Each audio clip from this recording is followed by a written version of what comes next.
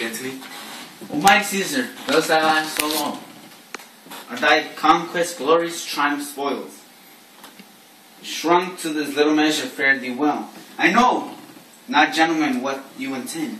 Who else must let blood, who else is rank? If I myself, there is no hour so fit as Caesar's death hour, nor no instrument, or hath that worth of those your swords, made rich with the most noble blood of all this world. I do beseech ye, if you bear me hard. Now whilst your purple hand do reek and smoke, fulfill your pleasure, live 1,000 years, I shall not find myself so apt to die.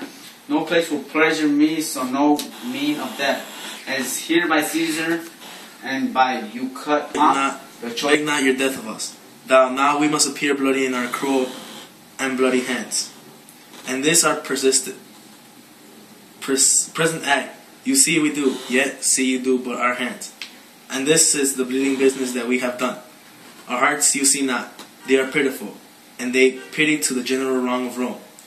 As fire drives out fire, so pity hath done this deed of Caesar. For your part, to our swords have leaden point.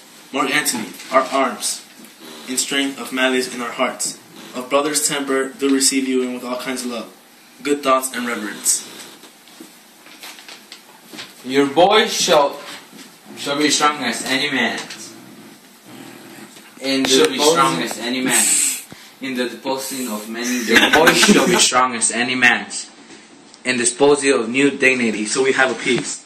The multitude besides themselves with fear. Why did I love Caesar when I struck him?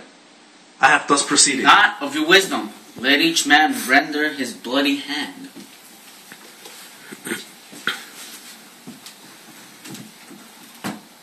First, Marcus Brutus, will I shake you? Next, Caius Cassius. Do I take your hand? Now, Decius Brutus, yours. Now, Metellus, yours, Cinna.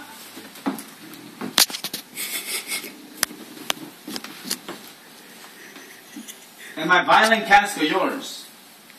Though last, not last in love, yours, good Trebonius.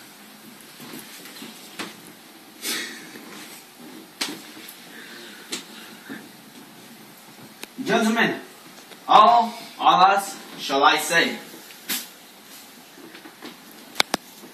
My credit now stands as such slippery ground that one of two bad ways you must conceit me. Either coward or flatterer. That did love, I love there, Caesar. Oh, it's true. And the spirit look upon us, shall it not grieve the dearer than thy death to see thy Antony making his peace? Shaking the bloody fingers of thy foes, most noble, in the presence of thy corse. Had I as many eyes as thou hast wounds, weeping as fast as the streams forth thy blood, it would become me better than too close in terms of friendship with these enemies. Pardon me, Julius. Here was thou bade, brave heart. Here dost thou fall, and here thy hunters stand.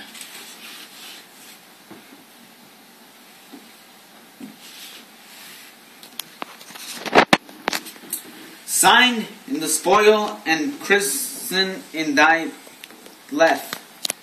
O world, thou wasn't the forest of this heart, and that indeed, O world, the heart of thee. How like a deer strucken by many princes, thou dost lie here. Mark Antony. Pardon me, Caius Cassius. The enemies of Cassius shall say this. Then in a friend, it's called modesty. You not for praising Caesar so, what combat mean you to have with us? Will you join us, or shall we not depend Took their on you? hands, but was indeed swayed from the point by looking down on Caesar. Friends, in my wealth you all and love you all. Upon this hope that you shall give me reasons why and wherein Caesar's was dangerous. Take Caesar's body. You shall not in your funeral speech blame us, but speak all good you deserve from Caesar. And you say, don't, by our permission. Else you shall not have any hand at all at this funeral, and you shall pay. Be it so. You desire no more. Prepare the body then, and follow us.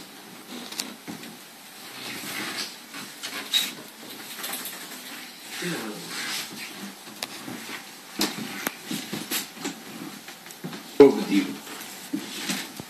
You should not let Antony speak on the funeral.